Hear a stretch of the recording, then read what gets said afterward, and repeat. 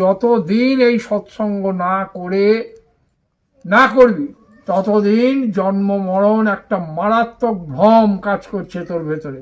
এই ভ্রম থেকে তুই বেরোতে পারবি না।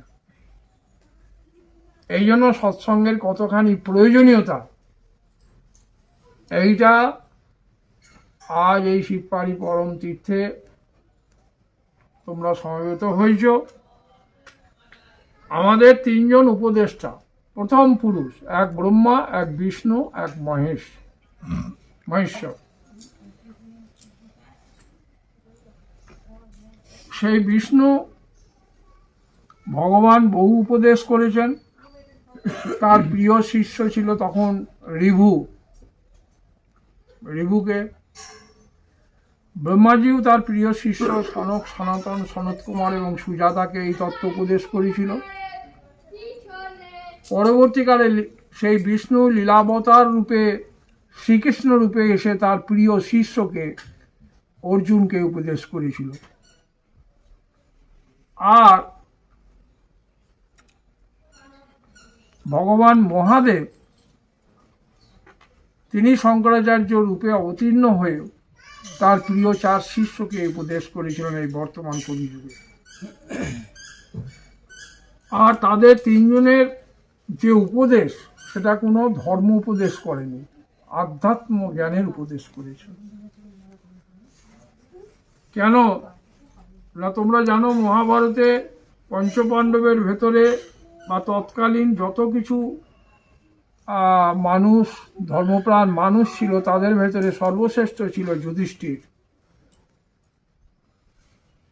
যুধিষ্ঠির হচ্ছে সবার মধ্যে শ্রেষ্ঠ ধার্মিক।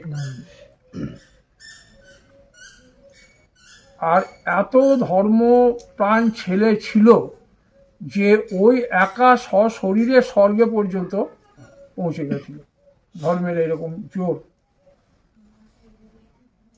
কিন্তু তোমাদের একটুকু সূক্ষ্ম বুদ্ধি দিয়ে আমার কথাগুলো যদি বুঝতে পারো তাহলে পরে তবেই বুঝতে পারবে আধ্যাত্ম জীবনটা কিরকম জীবন। এটা ধর্মজীবন নয়।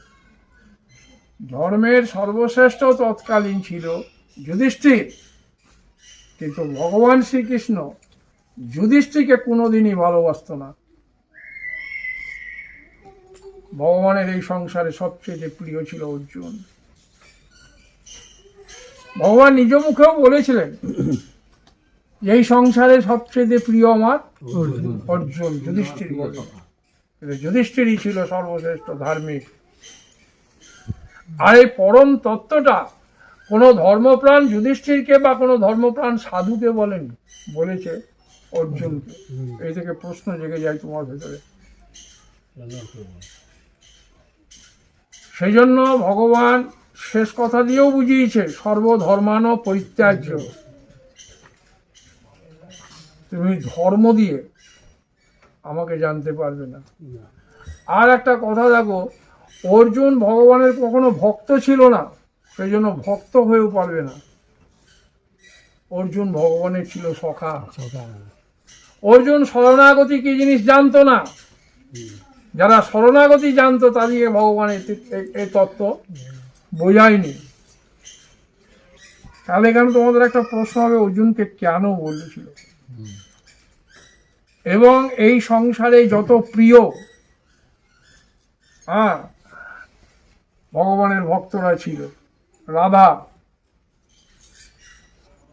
অনেকে হয়তো আমার কথাগুলো মানবে না, কিন্তু আমি সত্য বলছি। গীতা মুখে ভগবান নিজে বলেছে অর্জুনের আমি, পাণ্ডবের আমি অর্জুন, এবং নিজে মুখে বলেছে অর্জুনের থেকে সংসারে প্রিয় আমার কেউ সবকে কেটেছে।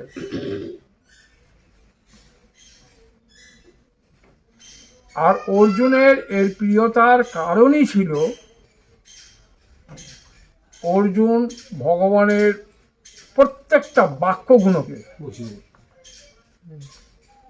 সত্য বলে মনে করত, কোনো সন্দেহ ছিল না বাল্যকাল থেকে। এই জন্যকে ওকে এই তত্ত্বটা দিয়েছিল যার ভেতরে সত্যের প্রতিষ্ঠিত আছে।